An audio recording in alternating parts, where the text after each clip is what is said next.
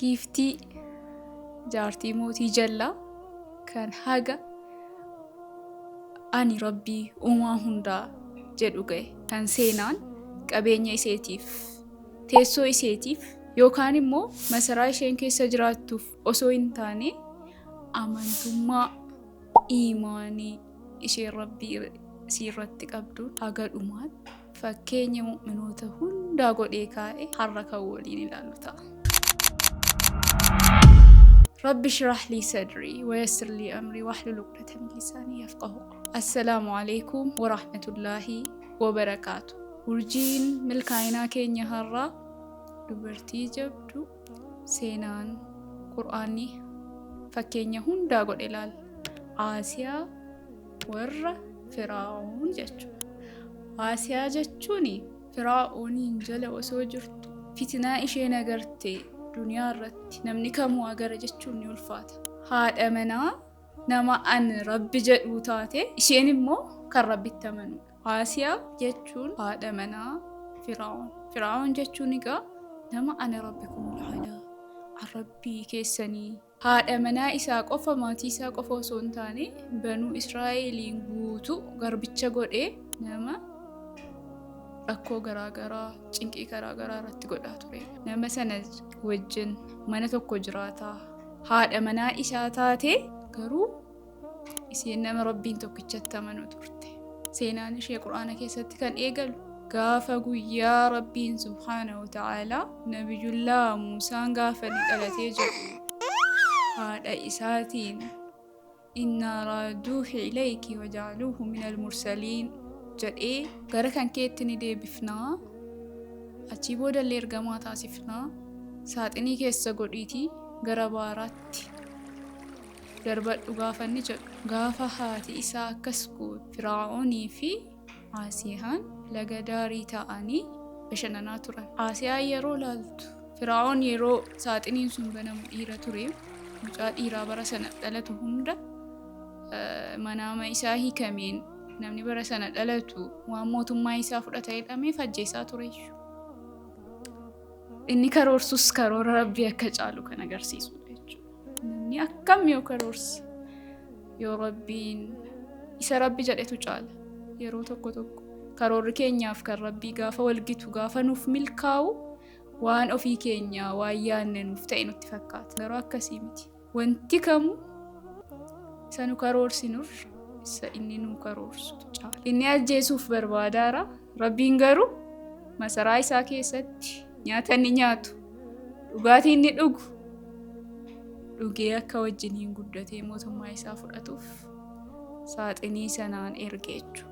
Sa'aatii jarri bashannanaa jiran yeroo bananii ilaalan agarte Aasiyaan gaafa inni ajjeesuuf jedhu lakkii kun mucaa bishaaniiti.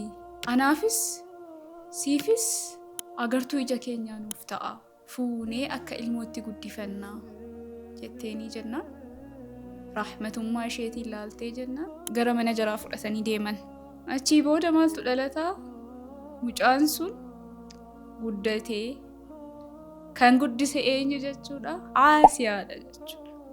Aasiyaa jechuun egaa nama nabiyyi addoopti godhee guddisedha. Aasiyaan osoo akkanaan jiraattu dhumarratti Firaa'oon rabbitti amanuu ishee gaafa baree jedhu namoota hunda walitti qabee rabbitti amantamoo anatti amantaa jedhee jennaan isheen akka rabbii isheetti amartu gaafa murteessitee jedhu warra isaa osoo taatu haadha manaa isaa osoo taatu fitnaa akkanan jedhamu garaa siirratti dhakaa godhaa wanti inni hin goone hin jiru garuu iimaaniinsi hamma dhumaatti addunyaa kanaaf fakkeenya dhiiraaf dhalaa akka taatu godhe jechuudha. Sa'aatii sanatti kan isiitti mul'ate rabbii isii biratti masaraa jannata keessatti rabbiin subhaanahu wa ta'aalaa akka inni mana ijaaruuf kan isiin kadhatte. Yaa Allah addunyaa irratti kullu man alayhaa faan rabbiin malee wanti hin badin tokko hin jiru.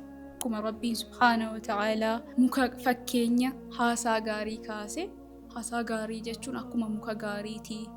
Hundeensaa kan lafa keessatti baay'ee lixe kanillee baallisaa akka samiitti ol jedheera gaafa inni jedhu gaafa hundeen kan kee lafa keessa lixee kan hin sochoone taate maaluu yoo dhalate diinii kee irraa wanti si sochoosu tokkollee hin jiru jechuudha. Kanarraa kan nu barannu kamuu nutti argamu maatii keenya irraa haa ta'u nam tokkoof haadha manaa dubartii tokkoof abbaa manaa wanti caalu hin jiru eega heerumtee manaa baate. Garuu abbaa manaa akkanaa jalayyuu iimaanii yoo qabaattee jette gammachuu ishee fudhachuu hin dandeenye.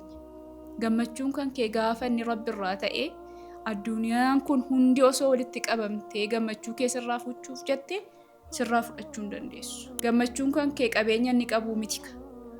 Amma paalaasii isaatiif jettee isaa wajjin jiraachaa hin jirtu. Aangoo isaaf jettee qabeenya isaaf jettee isaa wajjin jiraachaa hin jirtu. Iimaanni ishee rabbii isheetiif qabdu sana hunda caalee qabeenya sana osoo ilaaltu isheen giiftii mootii taate sun hundi osoo hin mararin rabbiin fuula rabbiin feetee gara rabbii subhaanahu wa ta'aalaa adeemuu filattee jannata keessatti mana rabbiin ijaaruuf duniyaarra filattee har'a kana waa'ee afeerumaa yoo kaasu jireenya kamiinuu yoo kaasu akka faawundeeshiniitti akka bu'uuraatti kan nu ilaalaa rumaa inni rabbii keenya moo kan nu dursaa jiru qabeenya inni qabu moo makiinaa inni qabu moo mana inni qabu moo aangoo inni beekamtii inni qabu ilaalaarra akka dubartootaatti bu'uurri kan keenya gaafa rabbii keenya ta'e har'a qabeenya isaa ilaaltee yoo deemtee naan qabeenyi isaa dhabame gammachuun kee bultiin kan kee ni diigama. Gaafa immoo bu'uurri kan kee fuula rabbii keetii barbaaduu ta'e gammachuu kan kee wanti diigu hin jiru. Bu'uura isa sirrii waan ta'eef jennaan. Kanaaf jennaan bu'uura kan keenya akkaataa ittiin jiraannu kan murteessu waan addunyaa kanarra jiru osoo hin taane ilaalchanu amantaa keenyaaf qabna. Kan rabbii subhaanahu wa ta'aalaaf duukan keenya jiru tawakkulanu rabbii kan keenyaa qabnudha jechuudha kan hundayyuu murteessu. An fakkeenyaaf rakkoon cimaan tokko kanan hin yaadne gaafa natti argamee jedhu rakkoo sanaa fi akkaataan rakkoo sanaaf deebii kennu gidduu maaltu jira seetan. Amantaan iimaanan rabbii koo irratti qabutu jira. Maaluu hadhalatu gaafan hunda caalaa rabbii kan koo duroomsee jedhe gaafan awliyaa Allah ta'ee rabbii kan koo durfadhee jedhe waan darbeef yaadee waa'ee waan darbee irratti of fixee waan darbe keessa hin jiraadhu jechuudha. Isa boriis hin cinqamu. Wanti dhalatu hundinuu waan darbe mitiiree eega dhalatee ka'e. Garuu immoo waan darbe sana irratti amrii rabbiiti.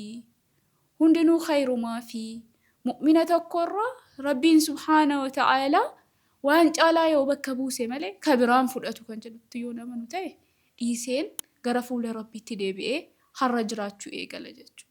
Kan fuulduraa immoo nafsiin tokko lubbuun tokko kaborii rabbiin malee wanti beeku hin jiru waan ta'eef jireenya gammadaa ta'een jiraadha. Garuu har'as boris kan addunyaaf cinqamu yoo ta'e har'an osoo hin jiraatin kaleessaaf cinqii borii tanan dabarsaara waan ta'eef seenaa kanarraa waan guddaa barnoonni guddaa nu argachuu dandeenya. Gammachuu keenya waan bakkeetti ilmootti abbaa manaatti qabeenyatti haadhatti abbaatti osoo hin taane hundinuu waan badaniif jennaan rabbiin biratti yoo keewwannee jenne eenyuun gammachuu keenya nurraan fudhatu jecha haga sagantaa biroo wal agarrutti turtii gaarii isiniif haa ta'u. Wassalaamu alaikum warahmatullaahi wabarakaatu.